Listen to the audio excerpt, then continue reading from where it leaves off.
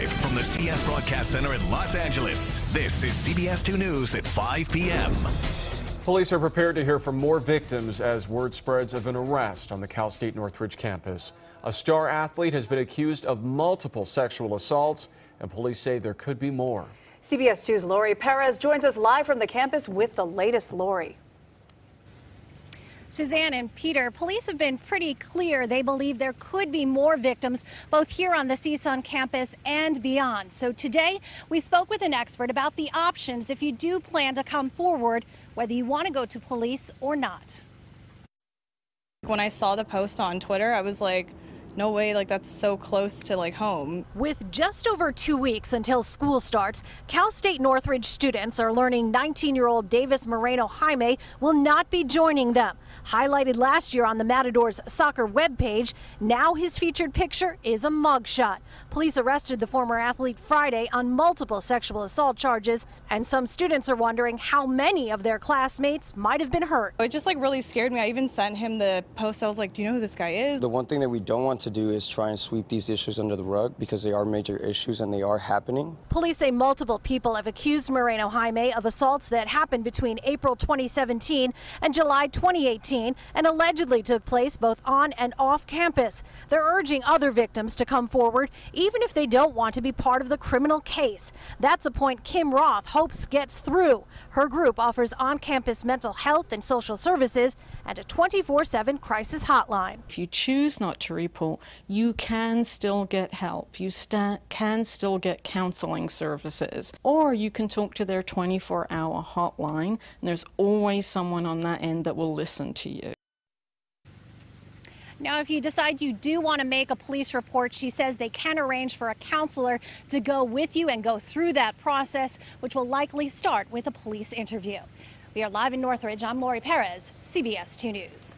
Thanks, Lori. A bicycle deputy is recovering tonight after a hit and run last night at Universal City Walk. The deputy was on patrol when a driver struck her and took off. Police are now looking for a 2001 dark-colored Ford Mustang. Police in Orange County are looking for two shoplifting suspects. They allegedly stole beer from a 7-Eleven store in Tustin last night and then stabbed the clerk. Both men escaped in a light-colored four-door car with a third man. The injured clerk was taken to the hospital. His injury is not life-threatening. Riverside County sheriffs have identified this man as a suspect in a murder investigation. He's 47-year-old Raul Vega. They say Vega is wanted in a deadly shooting last night in Mead Valley, west of Paris. Vega was last seen driving a 2002 silver Honda Accord. 3 people were shot in last night's attack. 1 man died. Another man and a woman were wounded. A big haul for the Ventura County Sheriff's Narcotics Unit. Deputies seized hundreds of illegal steroids, 5 handguns, a shotgun, an assault rifle, and a lot of ammunition. They also found lots of cash. 29-year-old Dustin Kern was arrested. He posted bail and is due in court later this month. Turning to weather, sunny and warm today. Even more heat is headed our way. And it looks gorgeous out in Long Beach with the Queen Mary. CBS 2 meteorologist Amber Lee is tracking the temps. Amber. Hi, that's right. A beautiful summer afternoon here in Southern California. Temperatures once again above average. Take a look. We topped out in the low 90s for downtown LA. Normally we should be at about 84, so it didn't quite break the record, but we have more time for that as more of that heat is really going to start to push back in here in Southern California. The sun going down tonight at 7:51, and here's a look at what it feels like still outside. So still really nice out the door. 83 for downtown LA, 74 for our beach community. Still hot for the valleys at 92, and also 95 for the IE. The mountains also looking very comfortable at 79, but take a look at all of these watches and warnings ahead of this big warm up we're expecting as this high pressure system continues to get closer to us. We're looking at some very hot temperatures. I'll let you know just how long it's all going to last. Back to you. All right, Amber, thanks. Severe weather rolled through the Northeast today. Thunderstorms brought heavy rain and fears of flooding. And a tornado touched down in Webster, Massachusetts. CBS 2's Nikki Batista has more. Oh my God, a tornado must have just went right through here. The tornado touched down on Webster's Main Street, ripping up several buildings. What can you do? All you can do is just tear it down and deal with the aftermath. Crews started to tear down 2 of them Saturday afternoon after salvaging what they could. Officials say during the storm, chunks of one of the buildings hit this car, and the woman inside suffered minor injuries. We have a very dense downtown, so while we have some damage here, it could have been a lot worse. I think we're very lucky. Thunderstorms have swamped the entire East Coast since the middle of the week. Flood warnings remain in effect in parts of Maryland, Pennsylvania, New Jersey, Connecticut, and Rhode Island.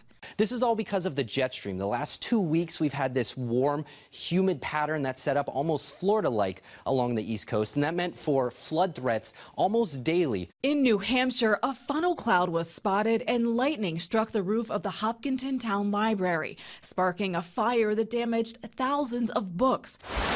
And in Lynchburg, Virginia, water officials opened up a hole in a dam where water levels forced an evacuation of about 150 homes Thursday. The new stream will help lower reservoir levels so officials can make needed repairs. Nikki Batiste, CBS2 News. Firefighters from as far away as Australia and New Zealand are arriving to help battle the car fire in Redding. It's now burned more than 141,000 acres and is 41% contained. Nearly 1,100 homes have burned. Governor Jerry Brown is calling on President Trump to make a, quote, major disaster declaration for California, which would assist fire victims with unemployment, food, legal and mental health counseling. The governor also said California needs a statewide emergency alert system. Dodgers pitcher Clayton Kershaw used his powerful arm today to hand out school supplies to youngsters in Echo Park. So much fun. CBS 2's Joy Benedict shows us how the annual event puts smiles on a lot of little faces. It was a long line and a long wait, but for these kids heading back to class, it was worth it. Here you go, guys. Come on down. Dodgers ace Clayton Kershaw took a day off from the diamond to bring a little shine to families in need. His foundation, Kershaw's Challenge, donated thousands of backpacks stuffed with school supplies, and the Dream Center threw in a back-to-school bash to kick off the year right. Are you excited about school? Yeah. How come? My friends are over there and we get to learn. Kershaw says it was around 3rd grade when he started to really love that first day back. I remember when I was a kid how fun it was to, get school supplies for the first day of school. But now grown up, a husband and father, he knows those moments come with a price. Get your binder, get your backpack, things that, I was thankful enough, but I took it for granted. And unfortunately for many of these students, they already know the value of this gift. What does your mom think about you getting a free backpack with school supplies? Relieved. How come? Because she doesn't have to buy me one. In all, 2,500 backpacks were given out, a much-needed gift, not only for these children, but their parents. Just for a backpack alone, it runs from like 40 and up. And with 4 kids, for this mom, that usually means they go without. I will, explain to my kids that it's limited. So right now I can get you this, and then later I can get you that. But this year, she won't have to. You definitely see families coming through and, sometimes brings them to tears. But they were smiling after. For sometimes, something as seemingly simple as pens and paper can change the path of a child's education and their future. Joy Benedict, CBS 2 News. So sweet. Well, it looks like Melania Trump isn't standing by her man this time. She's at odds with the president over LeBron James. Also, what Jeannie Buzz has to say about the Trump-LeBron war of words coming up. Plus, a close call why this rhino got so upset.